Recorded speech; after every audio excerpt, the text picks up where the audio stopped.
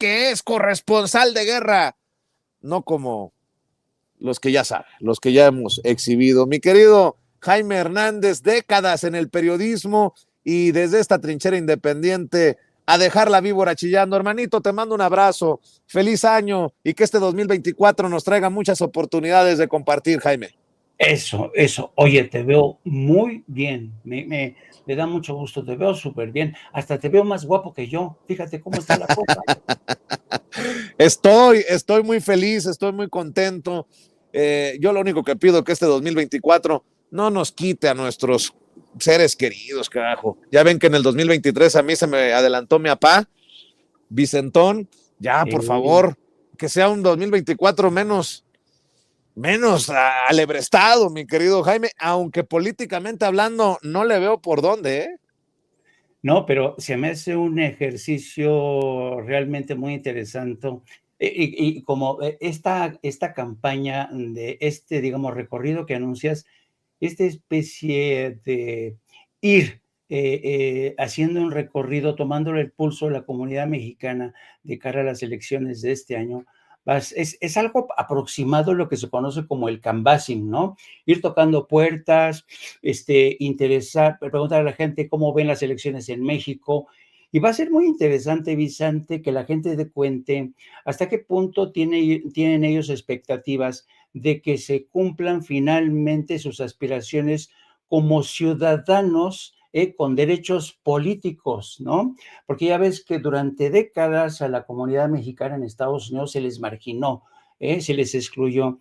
Así es que yo creo que va a ser un ejercicio interesante, ¿eh? Me da mucho gusto esta campaña que anuncias, va a ser un ejercicio que, por cierto, nunca antes que yo recuerde, nunca nadie ha hecho este ejercicio, que va a ser muy saludable, va a ser muy revelador, porque es sacar, pues, recoger más que nada las impresiones de estos ciudadanos que dejaron México o hace mucho tiempo o hace poco tiempo, pero que a quienes siempre se les robaron sus derechos políticos, ¿no? Así es que va a ser muy interesante. Yo te felicito por esta iniciativa, creo que va a ser fascinante. Viniendo de ti es un halago, mi querido Jaime, porque conoces de lo que estamos hablando, ¿no? Esta comunidad pujante, dinámica, brillante, trabajadora, honesta, la comunidad en el extranjero.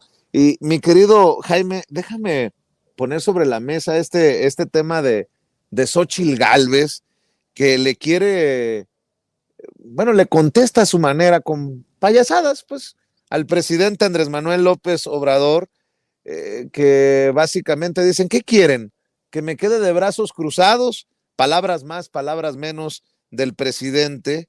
Eh, y bueno, déjame decir que hasta una carta le ha publicado Xóchitl Gálvez al presidente Andrés Manuel López Obrador, y, y esta carta también viene respaldada por personajes como López Dóriga, ¿no? Sí. López Dóriga veo que también escribe contra el presidente Andrés Manuel López Obrador y dice, entre otras cosas, Joaquín López Dóriga, ¿qué tal la respuesta de López Obrador ante sus risas por la violencia? ¿Qué quieren? ¿Que yo esté petrificado, que calle como momia? No, presidente, queremos que no se ría de la violencia, ni que calle como momia, como calla, ni que esté petrificado como está ante los más de 175,000 personas asesinadas en su gobierno. Eso es todo, nada más, pero nada menos. Lo saludo en el año nuevo. No sé si tengas las declaraciones del presidente, mi querido David. Si las tienes, échamelas, por favor. ¿Por qué no se dirigen a los jóvenes que van a votar por primera vez? Que le digan,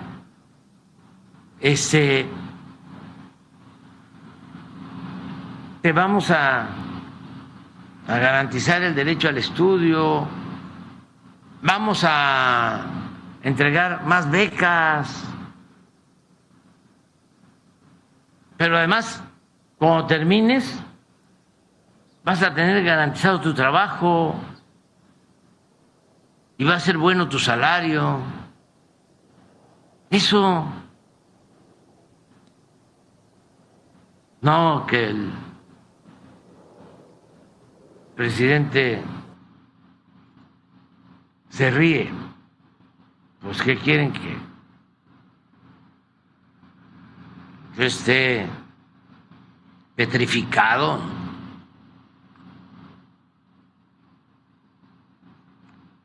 Así.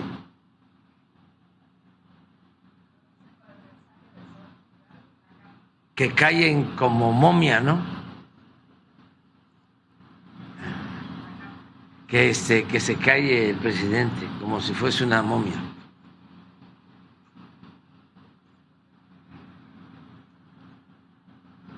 Pero es muy interesante.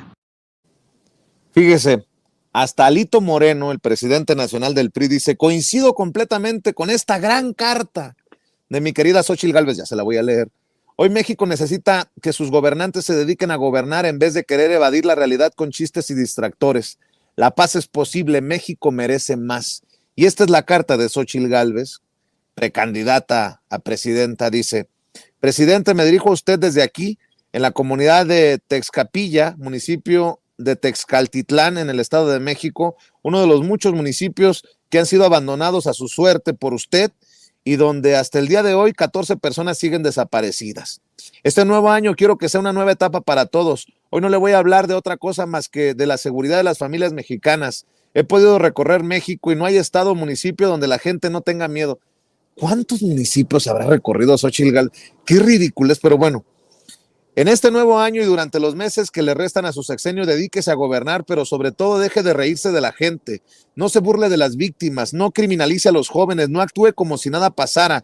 Deje de decir que todo está requete bien, deje de mentir diciendo que no hay problemas, no invente los datos, pero sobre todo deje de tomar a broma la seguridad. La situación no está para chistes y los problemas no se solucionan con refranes. Los mexicanos tienen miedo. Hay más de 170,000 homicidios en lo que va de su mandato, la cifra más alta en la historia moderna de nuestro país. Los asaltos, robos, violencia, extorsiones, el derecho de piso, los levantones se sufren todos los días. Lo que nos ayuda es que usted siga diciendo que aquí no pasa nada y al que hace así. Parece que a usted le importan poco los miedos y las preocupaciones del pueblo, pero los mexicanos tenemos un gobierno sensible y que escuche y diga la verdad. Merecemos un gobierno que enfrente los problemas.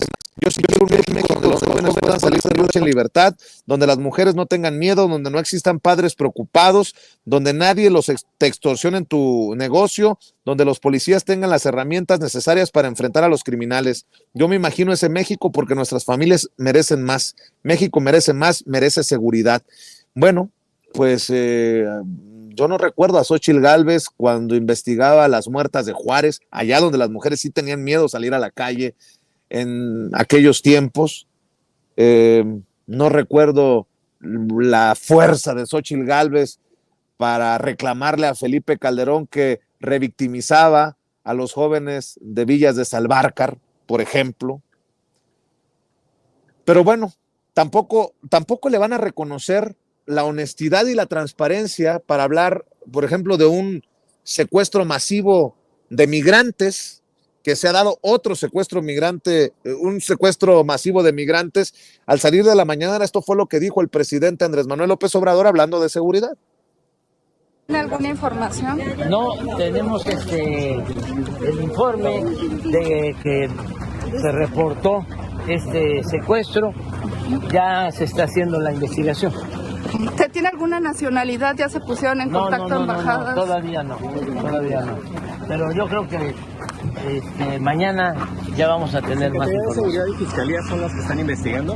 Sí, la Secretaría de Seguridad Pública. ¿No se sabe qué grupo realizó este secuestro? No se sabe. Se sabe que es un camión con 31 migrantes que fueron bajados, dejaron a 5, se llevaron a los demás migrantes, pero ya se está haciendo ya la búsqueda desde los primeros momentos. Gracias, presidente. Bueno, pues para hablar de esto, mi querido Jaime. Escucho tus comentarios. Creo que es un presidente que no se guarda nada. Ha dicho que Rosa Isela Rodríguez, la secretaria de Seguridad Pública y Atención Ciudadana, está al pendiente de este tema, pero ni eso llevará a estos odiadores del presidente a reconocer lo que se hace en temas de seguridad. Ahora mueven esta narrativa de que el presidente se ríe de estos temas. Bueno, pues ante esto estamos, mi querido Jaime. Sí, y yo creo que es interesante, que yo creo que por eso es tan importante, tan necesario programas como Sin Censura, porque muchos ciudadanos tienen memoria, a diferencia de gentes como López Dóriga, que parece que ya no, o hacen como que la Virgen le hablan. ¿Te acuerdas cuando aquel pacto de silencio en la que todos se hicieron harakiri como periodistas, cuando hicieron este pacto con el gobierno de Felipe Calderón para bajarle 5 o 10 rayitas a la información de la violencia de los cárteles de la droga, en la que estuvieron presentes Carlos Lore de Mola, Carlos Marín, los principales directores de los diarios, insisto, que se hicieron harakiri informativos, se hicieron harakiri como periodistas para darse de baja y no informar sobre lo que estaba, sobre la violencia, ¿no? Que estaba sobre ese México ensangrentado. Y estaba viendo primero esta carta que lanza Xóchitl Gálvez, pero además la lanza y junto con esta carta salen en nado sincronizado, salen Joaquín López Dóriga, salen Héctor de Mauleón, asegurando de que México inicia este 2024 ensangrentado, con ¿cómo se llama? Francisco Martín Moreno, asegurando que este año los mexicanos se van a deshacer del populismo suicida de Andrés Manuel. Es decir, evidentemente han considerado que el tema de la violencia que sigue dando sus coletazos es un buen terreno para emprender la batalla contra Claudia Sheinbaum. Pero claro, a esta gente que tiene flaca memoria se les olvidan un montón de cosas, como por ejemplo el hecho de que se hayan dado de baja como periodistas voluntariamente y entusiastas, claro, a cambio de buenos chayotes financieros como los que les caían a López Dóriga, a todos, a Televisa, Radio Fórmula, Ciro Gómez Leiva, callaban, todo esto lo callaban, ¿no? Y es interesante que el presidente haya impuesto una política de transparencia que hoy mismo daba el ejemplo, confirmando el secuestro de estos migrantes, pero además dando los últimos detalles, que es la liberación de 5, entre ellos 2 menores de edad. O sea, el presidente está informado al segundo y conforme recibe la información, la transmite. Una política muy diferente a la que se observó durante Peña Nieto, Felipe Calderón, incluso Vicente Fox. Y entonces yo creo que una de las cosas digamos, un denominador común de la gente que fue entrevistada en este fin de año, Vicente, es que muchos de ellos dicen, por primera vez estoy en un país que tiene un presidente que no me miente, por primera vez estoy en un país con un presidente que mira hacia los que antes no éramos tomados en cuenta, los que no teníamos voz. Y yo creo que la gente está muy contenta por tener a este presidente. Además, un presidente que ha dicho, yo en cuanto termine mi gobierno, me voy a mi casita y se acabó, ¿no? Se encargará de asumir ese relevo quien gane en las elecciones, ¿no? Muchos apuntan a Claudia Sheinbaum, que sigue siendo por lo menos la delantera en la mayoría de las encuestas. Pero esta estrategia, Vicente, de tratar de rescatar o tratar de convertir al espantajo de la violencia como su puntero, como su estrategia puntero para tratar de derrotar y demostrar que López Obrador no logró nada en ese terreno, tiene mucho que ver con el propio legado del PRI, ¿no? Te pongo un ejemplo, en el Estado de México, del que ha hablado muchísimo y porque conoce muy bien el maestro Paco Cruz, todas estas mafias que pactaron con el PRI durante décadas, siguen ahí incrustadas, ¿no? Por ejemplo, este fin de semana estaba yo platicando con unos amigos y familiares que viven en los límites del estado de Guerrero y límites del estado de México, y te hablan cómo la familia michoacana sigue enseñoreándose por ese territorio, porque fueron pactos desde hace mucho tiempo. Por ejemplo, hay esta gente que incluso estos cárteles de la familia michoacana se beneficia incluso con la llegada de las remesas que envían los paisanos, porque le exigen a la gente que se moche, ¿no? ¿Cuánto te llegó de tu familiar? Me tienes que dar tanto, ¿no? Así les exigen derecho de piso, les exigen, incluso obligan a mucha gente a vender sus propiedades a un precio menor. Dice, o me la vendes a una cuarta parte del valor de esa propiedad, o ya sabrás tú. Esas prácticas siguen estando ahí, pero esas prácticas, Vicente, no nacieron ayer, nacieron desde hace mucho tiempo. El crimen organizado está incrustado y va a ser complicado sacarlo de ahí, particularmente en el Estado de México. Ocurre lo mismo en Sinaloa, ocurre lo mismo en Tamaulipas. Así es que esta gente que actúa de forma torticera, que te llega con medias verdades, pues los ves venir, ¿no? Ves la mano que lanza la piedra, como es el caso de López Dóriga, Xóchitl Gálvez. Toda esta es la estrategia que van a tratar de utilizar para tratar de meter miedo en el cuerpo de los ciudadanos, a decirle, ya ven, este presidente no resolvió nada en materia de seguridad, ¿no? Y claro, tú sabes muy bien que la seguridad, ¿cómo es esta frase? Una guerra civil o una guerra de baja intensidad estalla en segundos, pero a veces tardan, a veces hasta 100 años, hasta 100 años en sofocarse estas fuerzas que estallaron con esta guerra, como la que estalló Felipe Calderón. Y de otro lado, a mí me llama la atención, porque si te fijaste hoy, querido Vicente, en la rueda de prensa de la mañana, el presidente hizo alusión a uno de los sucesos más interesantes que ocurrieron precisamente cuando estaba en el poder el PRI, bajo la presidencia de Carlos Salinas de Gortari. Me refiero al papel que jugó su hermano, Raúl Salinas de Gortari, que era el capo de tutti. Raúl Salinas de Gortari controlaba el tráfico de droga, de la cocaína colombiana, que llegaba desde Colombia, tocaba México y seguía sus vuelos hacia Estados Unidos. Raúl Salinas de Gortari fue el que inventó el sistema del semáforo. Y fíjate, el hermano del presidente le decía a los generales del ejército, este día van a aterrizar, quiero semáforo verde para estas avionetas, estos aviones, no quiero que me las detengan y quiero que aterrizan, que vuelvan a cargar combustible, que dejen algunos cargamentos y que sigan su camino hacia Estados Unidos, ¿no? Ese era el hermano del presidente Carlos Salinas de Gortari. Y para aquellos que cubrimos aquella historia, fíjate, se descubre que Raúl Salinas de Gortari tenía más de 130 millones de dólares en la banca suiza.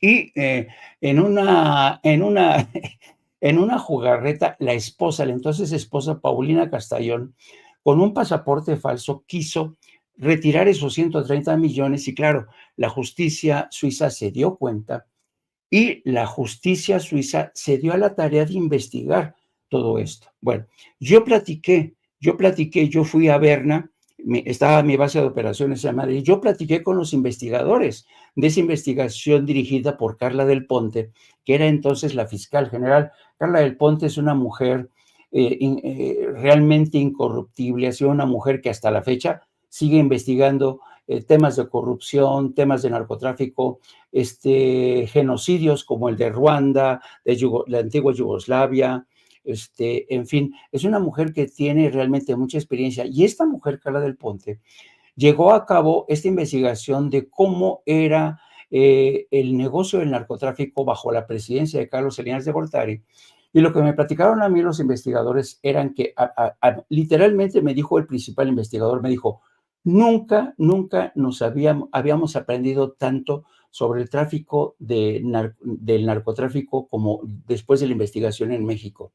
¿Qué es lo que ocurrió con esa investigación?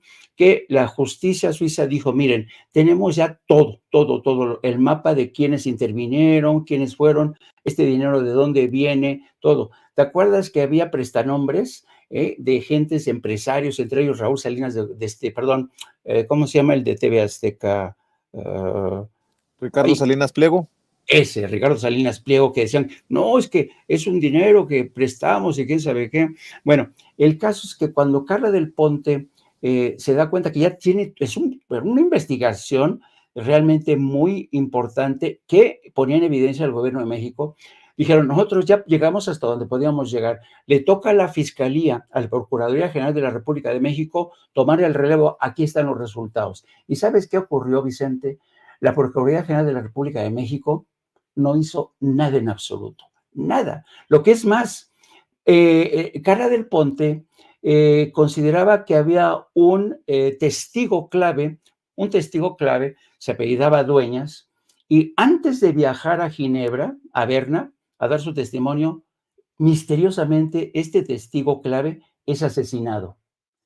Y ¿te acuerdas tú que Joaquín López Dóriga, toda esta gente, Ciro Gómez Leiva, toda esta gente, tú te acuerdas que esta gente haya hecho estos señalamientos, haya recogido el resultado de esta investigación?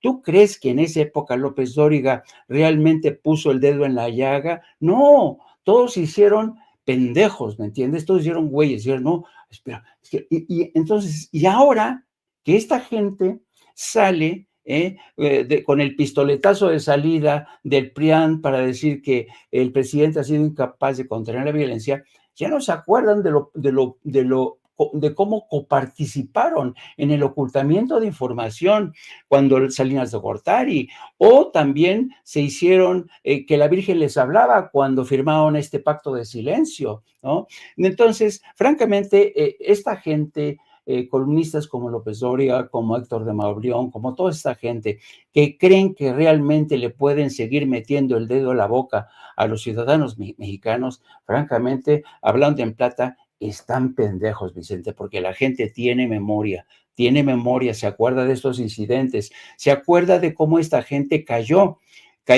estos crímenes, estas tropelías, estos negocios con el narco, y ahora que tenemos a un presidente que ni ha pactado con el narco, que ha hecho esto lo imposible por reducir la violencia, que ha protegido, ha prestado atención a la gente más desvalida como la tercera edad, a los jóvenes, a los que llamaban ninis. Este presidente que por primera vez está viendo a la gente a la que nunca se había visto antes, ahora resulta que es un presidente inepto, ¿no? Que hay que aniquilar aquí, como dice Francisco Martín Moreno, su populismo suicida. Aquí se les ve a todos las ganas de terminar con un gobierno que prácticamente los ha expuesto, que los ha retratado de cuerpo entero, y me da mucho gusto, y yo creo que va a ser muy interesante este proceso electoral, porque realmente yo estoy convencido que las mentiras de estas gentes ya no dan para más. Ya va a ser imposible tapar las vergüenzas de los regímenes anteriores, de las corruptelas anteriores, de las corruptelas del pasado. Y en muchos sentidos, ¿sabes por qué creo que van a fracasar? Porque ellos siguen pensando que el pasado tiene que seguir siendo el presente de hoy. El pasado de las corruptelas, el pasado de los crímenes, el pasado, y lo dijo el presidente, ¿quieren ustedes regresar a ese pasado? Yo no, yo tampoco, Vicente, y millones de mexicanos no deseamos regresar a ese pasado. Por eso creo que la estrategia electoral, si es que se le puede llamar estrategia electoral a unas cartas como la que lanza Xóchitl Gálvez, que parece una estrategia completamente alocada, que no tiene ni pies ni cabeza, yo dudo que realmente vayan a conseguir algo con esta sarta de mentiras. Así es que yo confío mucho, al igual que hace el presidente, confío mucho en el pueblo mexicano, en su sentido común, en su sabiduría, en su memoria colectiva, porque además el presidente ha sido el que se ha encargado de poner a lo largo de sus 5 años de mandato a ofrecernos la auténtica fotografía de lo que fue ese régimen, los crímenes, los abusos, los excesos, las raterías, los crímenes. Y yo creo que el mexicano va a ser muy difícil que quiera apostar por ese pasado que Xóchitl Gálvez defiende hoy. Y fíjate que también estos personajes de lo que se han hecho pendejos han preferido jugar el papel de tontos. Es sobre el caso de Genaro García Luna. Dame para cerrar tu opinión, mi querido Jaime. Yo digo que debería Felipe Calderón de estar con el Jesús en la boca. El que creo que también recibe con malas noticias el arresto en Madrid, España, de su prestanombres es el propio García Luna. Leo a Jesús García, corresponsal de el periódico La Opinión, quien ha dado cobertura del caso. Dice: la detención de Jonathan Alexis Weinberg Pinto es una pésima noticia para Genaro García Luna a poco tiempo de recibir sentencia. Hay que recordar que la audiencia de sentencia está programada para marzo. Hubo una pregunta constante hecha por la defensa en el juicio: ¿dónde está la riqueza de García Luna? Bueno, pues este personaje tendría gran parte de la respuesta, dice Jesús García, y estoy de acuerdo con esto. Por eso creo que podría estar con el Jesús en la boca Felipe Calderón. Un caso que no deja de darnos carnita, mi querido Jaime Hernández. Sí, porque acuérdate que este personaje que ha sido detenido en Madrid, España, era el frente, era la tapadera que utilizaba García Luna para hacer negocios, para firmar contratos y desviar los recursos, ¿no?, hacia paraísos fiscales. Mucha gente, entre ellos, nos extrañó que precisamente cómo era posible que una vez que se enjuicia a Genaro García Luna, Weinberger, que era el hombre tapadera, no figurara, no hubiera sido detenido. Bueno, qué bueno que ya ha sido detenido, porque muchos de los contratos, pues evidentemente pasaban por las manos o se los enviaba el propio García Luna, pero eran contratos con el gobierno mexicano bajo la presidencia de Felipe Calderón, que yo te apuesto que no me creo que Felipe Calderón no haya estado al tanto de contratos millonarios, ¿no? Que después el dinero iba por aquí, iba por allá.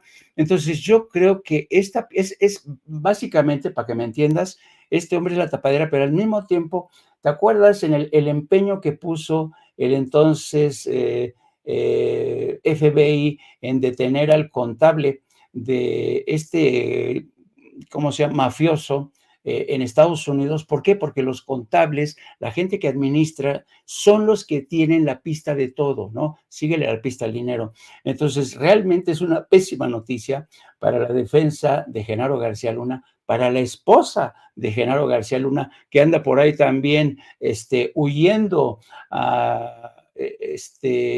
escondiéndose por aquí y por allá, porque ya son varios, no solamente Weinberger, sino otros operadores que también han sido detenidos aquí en México.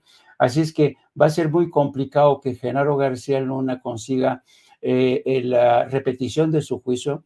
Yo creo que va a ser muy complicado y esto realmente sepulta esas aspiraciones, esa esperanza que tenía el equipo de abogados que defiende a Genaro García Luna, pero además amplía el espectro de la investigación seguramente, porque mucho de ese dinero que manejó Weinberger fue a terminar a paraísos fiscales, que ahora nos vamos a enterar cuáles son las cantidades, qué contratos, quiénes estaban implicados, quién apostó por estos contratos. Va a ser fascinante, de verdad, que se desnude realmente toda la trama contable, todo el lavado de dinero, todo este proceso de enriquecimiento inexplicable del quien era la mano derecha de Felipe Calderón para enfrentar al crimen organizado.